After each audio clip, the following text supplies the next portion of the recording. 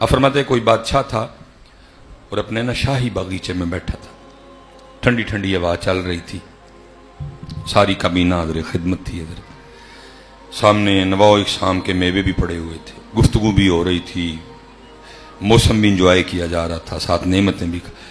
وہ بادشاہ کو نا دور ایک بابا جاتا دکھائی دیا، تو بابا دیکھ کے نا بادشاہ کو شرارت سوجی، وہ اپنی کابینہ کو کہتا ہے اوئے آج تانوں بابے دا شغل نہ مخاما۔ اب کون تھا حضرت جو اس کی ہاں میں ہاں نہ ملاتا؟ سب نے کہا جی جی جی جی۔ پیچھے کھڑے سپاہی نے کہا جاؤ جو بابا جا رہا ہے اس کو بلا کے لا۔ بابا آ گیا۔ مولانا روم فرماتے ہیں بادشاہ نے اپنی جیب سے نا سرخ رنگ کا رومال نکالا اور بابے کو پکڑا کے کہا بابا جی مجھ سمیت سب کو دیکھیں جتنی میری کابینہ بیٹھی ہے، جو سب سے زیادہ بے وقوف نظر آتا ہے نا رومال اس کی گود میں رکھ دیں۔ وہ بابا کو میرے یار نہیں بابا کے ایویں بال چٹے کر لے، نہیں، اس بابے نے کسی بابے کے پاس بیٹھ کے بال سفید کیے تھے، اور جس بابے کو کسی بابے نے بابا بنایا ہو نا وہ بابا بھی پھر بابا ہی ہوتا ہے۔ بابے نے بادشاہ سمیت سب کو دیکھا، رومال اپنی جیب میں ڈالا اور واپس چلا گیا۔ بادشاہ حیران رہ گیا، اس نے کہا ہے بھائی میں نے اس کا شغل لگانا تھا، یہ تو میرا ہی لگا گیا۔ اب بات آگے بڑھ ہی نہیں سکی، ختم کر دی اس نے۔ اب اس کو تو تھا یہ کسی کی گود میں رومال رکھے گا پھر اب بادشاہ بات آگے چلائے گا، بات ہی نہیں آگے چلی۔ لیکن مولانا روم فرماتے ہیں کچھ دن گزرے اور بادشاہ کو کسی نہ سمجھ میں آنے والی بیماری نے پکڑ دیا، بڑا علاج ہوا۔ جب بیماری نہیں سمجھ آئی تو پھر علاج کیا ہونا تھا؟ بہرحال طبیب کوشش کرتے رہے، لیکن بادشاہ روز قریب المرگ، روز قریب المرگ، موت کے قریب جاتا گیا وہ، اور آخر بالکل کمزور ہو گیا۔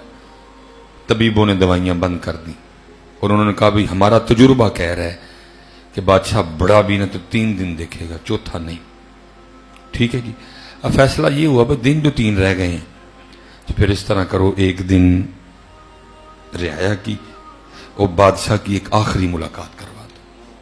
بادشاہ کے لیے ایک پلنگ بنوایا گیا، اس کو پلنگ پہ لٹایا گیا اور اس طرح کا راستہ بنایا گیا، ایک ایک بندہ آتا جاتا بادشاہ سے ملتا جاتا اور جاتا۔ اب انہی میں نا رومال والا بابا بھی آ گیا۔ اب کیونکہ ایک ملاقات ایک تھی، دوسرا بادشاہ تھا بیمار، اس کو بابا نہیں تھا یاد کوئی۔ بابا نے آ کے السلام علیکم کہا، بادشاہ نے وعلیکم السلام کہا۔ بابا کہتا ہے بادشاہ سلامت، بڑا شور ڈال رکھا ہے، کدھر کی تیاریاں ہیں؟ بادشاہ رو پڑا، اس نے کہا بابا جی بس ایک سفر پہ جانے لگا۔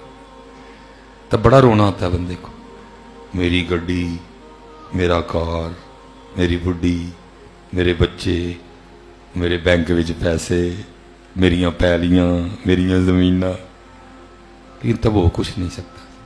اب وہ بادشاہ تھا بھی بڑا کچھ اس کے پاس، رو پڑا، کہنے لگا بابا جی سفر دی تیاری۔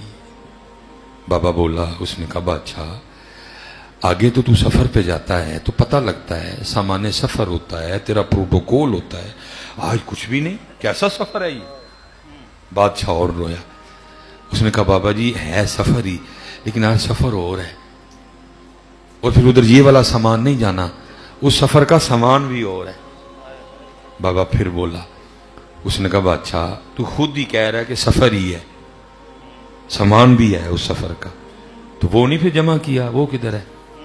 بادشاہ اور رویا، اس نے کہا بابا جی یہی تو غلطی ہو گئی، میں ساری زندگی وہی سامان اکٹھا کرتا رہا جو اس سفر والا ہے، جو سامان اس سفر پہ لے کے جانا ہے وہ تو مجھ سے اکٹھا ہی نہیں ہوا کوئی۔